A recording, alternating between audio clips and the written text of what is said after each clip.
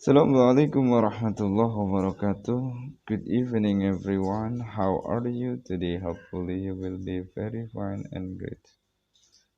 Okay, meet with me again in the second session with me, Mr. Ali Irham, the English teacher of Semansasu.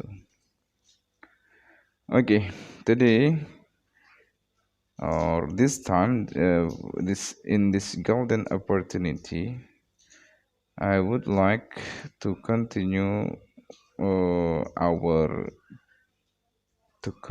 our discussion relating to the eighth part of speech. Yesterday, or the time before, we have discussed more detail about uh, the first part of eighth part of speech. It was noun, and now we will learn more about pronoun. Saat ini kita fokus pada macam-macam kata yang kedua, yaitu pronoun atau kata ganti yang di dalam kamus disingkat dengan istilah KG. Definisi dari pronoun itu sendiri adalah sebuah kata yang digunakan sebagai pengganti untuk kata benda.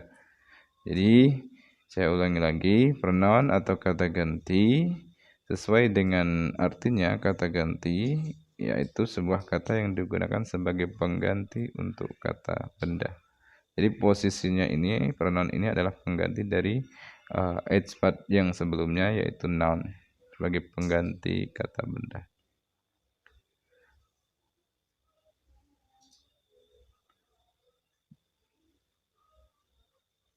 Oke. Berikut adalah example of pronoun, contoh-contoh kalimat yang di dalamnya terdapat kata ganti. Oke, yang pertama, I have a stamp album. Saya mempunyai koleksi perangko. Perhatikan pada kata yang bercetak warna. Yang kedua, my father gave me a present. Kemudian the blue pen is mine, itu juga kata ganti. Kemudian this is math and that is a reading book. Ini adalah buku matematika dan itu adalah buku bacaan. Number 5, I like the person who is diligent. Oke, saya suka dengan orang yang rajin. Kemudian, who gave me this letter? Siapa yang telah memberikan surat ini? Kemudian ada someone send me a letter. Seseorang telah mengirimkan saya surat. Nomor 8, the boy told himself to work hard. Ya. Kata-kata yang bercetak warna merupakan pronoun atau kata ganti.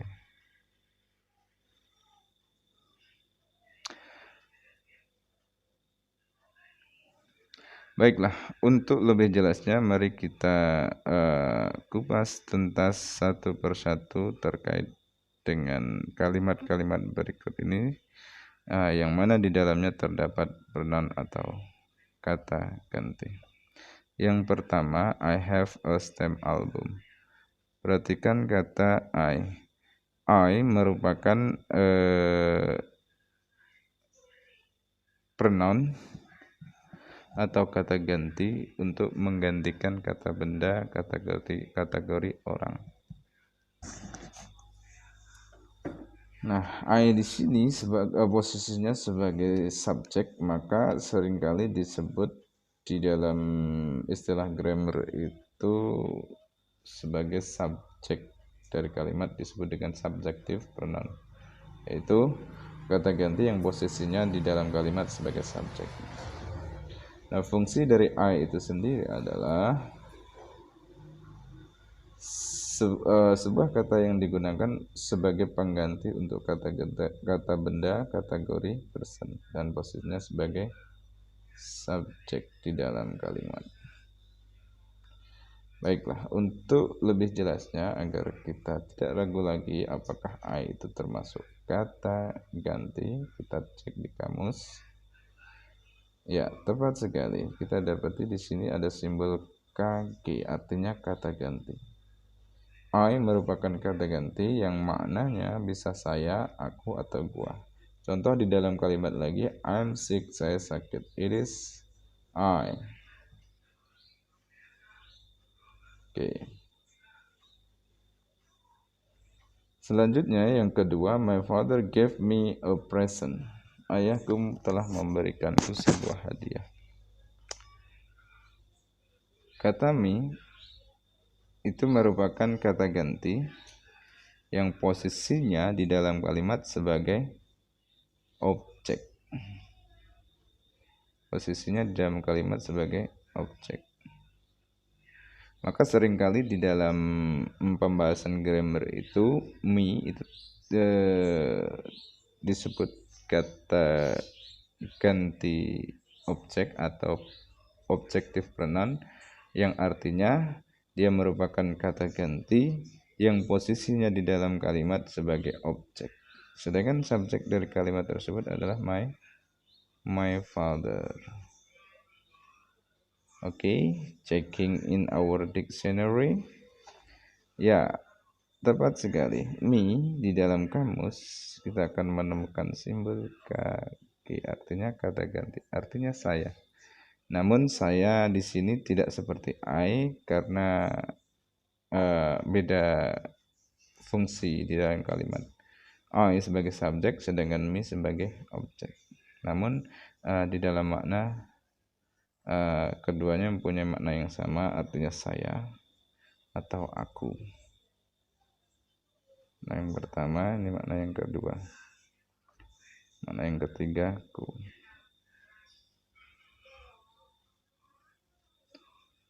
Selanjutnya, nah berikut adalah tabel pembagian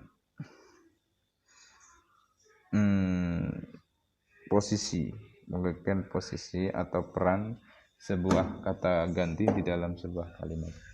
Maka saat kata ganti berperan menjadi subjek, maka yang digunakan adalah berikut ini.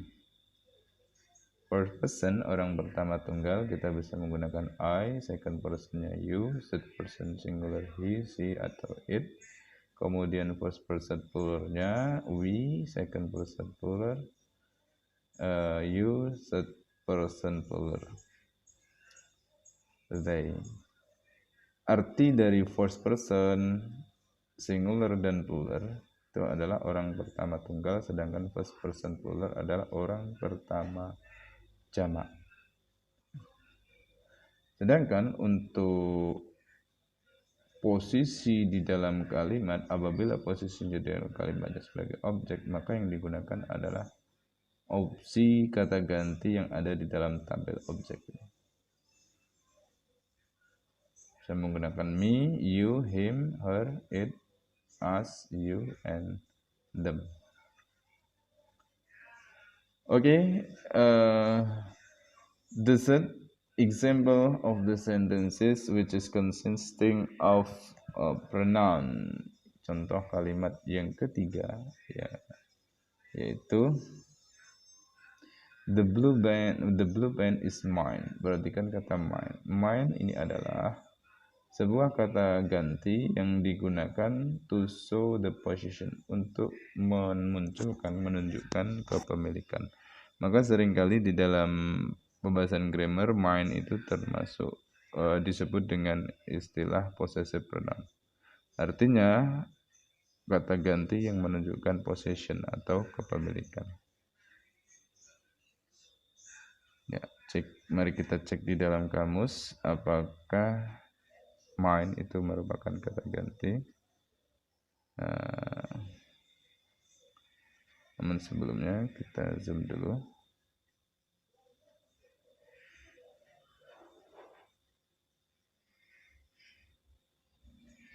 Ya.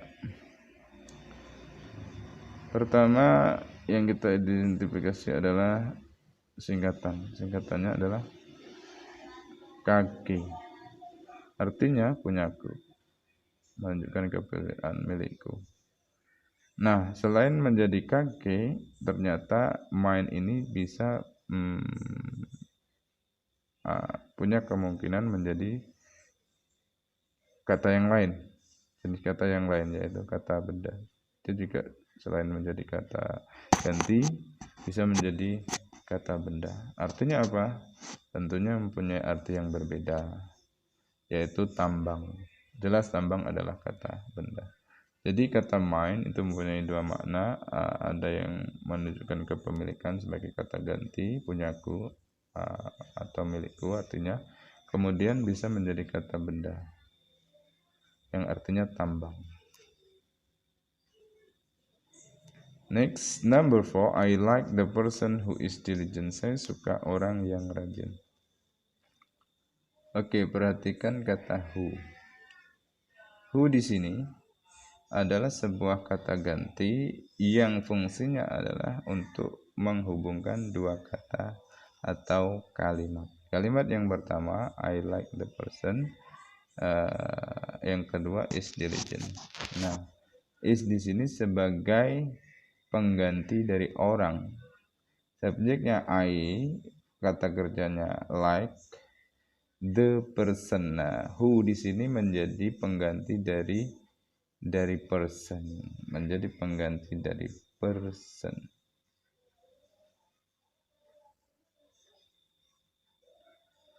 Oke.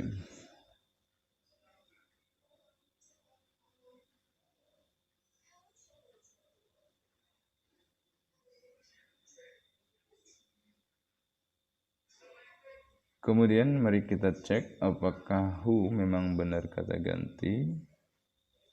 Ya, tepat sekali. Kita menemukan who. Di sini ada singkatan KG, artinya siapa? KG sebagai kata ganti.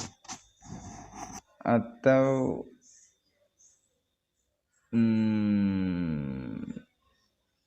bisa bermakna yang. Nah, mungkin yang tadi I like the person who is diligent, who itu artinya yang, bukan siapa. Jadi saya suka orang yang rajin. Saya suka orang yang rajin. Jadi makna yang diharapkan adalah rajin.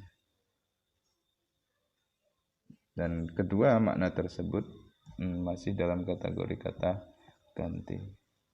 Atau siapa-siapa. Saya suka siapa-siapa yang rajin. Saya suka siapa saja yang rajin. Okay.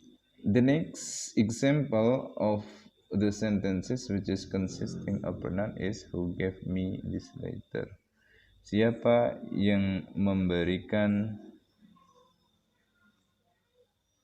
yang telah memberikan surat ini. Siapa yang telah memberikan saya surat ini? Perhatikan kata who is pronoun used to ask question. Nah, hampir sama dengan tadi, dengan makna sebelumnya, namun fungsinya di dalam kalimat berbeda ya. Yang ini who di sini merupakan kata ganti yang digunakan untuk menanyakan sesuatu. Makanya dia berada pada kalimat tanya. Interrogative sentence. Ya, mari kita cek di dalam kamus, tentunya sama dengan tadi. Hanya yang perlu saya tekankan, di sini ada KG, punya kategori yang sama, sebagai kata ganti. Namun makna yang diharapkan di dalam kalimat ini mungkin siapa ya, siapa yang telah memberikan saya surat ini. Makna yang diharapkan adalah siapa, makna nomor 1. Okay, the next number 6, someone sent me a letter. Seseorang telah mengirimkan saya surat. Kata someone adalah sebuah kata ganti which refer very generally to person or thing. yang merujuk secara umum kepada orang atau sesuatu. Artinya, someone itu tidak merujuk pada orang tertentu, namun merujuk pada orang secara umum. Generally. Maka di dalam pembagian kata ganti, someone itu termasuk kategori indefinite pronoun. Jadi kata ganti yang tidak didefinisikan secara detail, dia mengganti siapa, namun mengganti seseorang atau benda secara umum. Oke, kita cek di dalam kamus apakah someone merupakan kata ganti. Tepat sekali, ternyata someone memang benar-benar kata ganti yang artinya seseorang. Seorang ini tidak ada nama tertentu, artinya masih general. Mengganti orang namun masih sifatnya general atau universal. Kemudian number seven, the boy told himself to work hard. Anak laki-laki itu memotivasi dirinya sendiri untuk bekerja lebih giat, atau mengatakan kepada dirinya sendiri untuk bekerja lebih giat. Himself is a pronoun adalah sebuah pronoun as the object of a sentence, sebagai objek dari sebuah kalimat, and comes after the verb, dan dia terletak setelah kata kerja. Kata kerjanya di sini adalah tahu.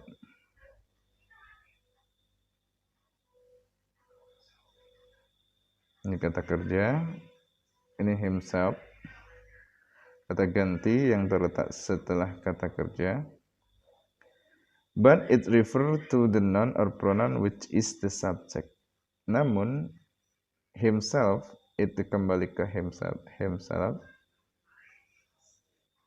refer to kembali merujuk pada subjek, kepada kata benda atau kata ganti yang mana posisi di dalam kalimat itu sebagai subjek. Nah, artinya antara subjek dan objek di dalam kalimat ini adalah orang yang sama. Himself mengatakan kepada dirinya sendiri. Berarti himself ini merujuk pada dirinya sendiri.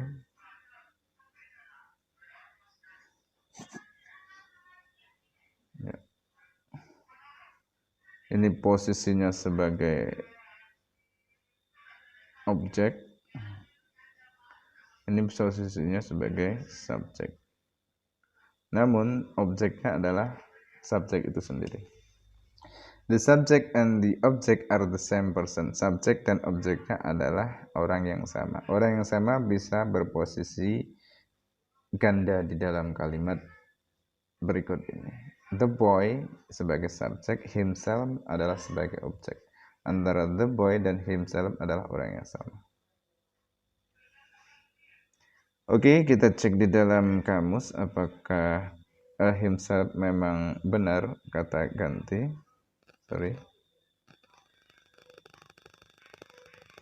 Ya, tepat sekali. Himself merupakan kata ganti, kage, artinya dirinya sendiri. Oke, demikian tadi paparan saya, penjelasan saya tentang it's part of speech, especially about pronoun atau kata ganti yang di dalam kamus disingkat kage. Baiklah, untuk merefresh pemahaman kita tadi, untuk dapat memperkuat pemahaman kita setelah penjelasan saya tadi, mari kita perhatikan, kita lihat, kita saksikan slideshow dari apa yang telah saya sampaikan tadi, yaitu tentang pronoun, artinya kata ganti atau disingkat dalam kamus dengan kage.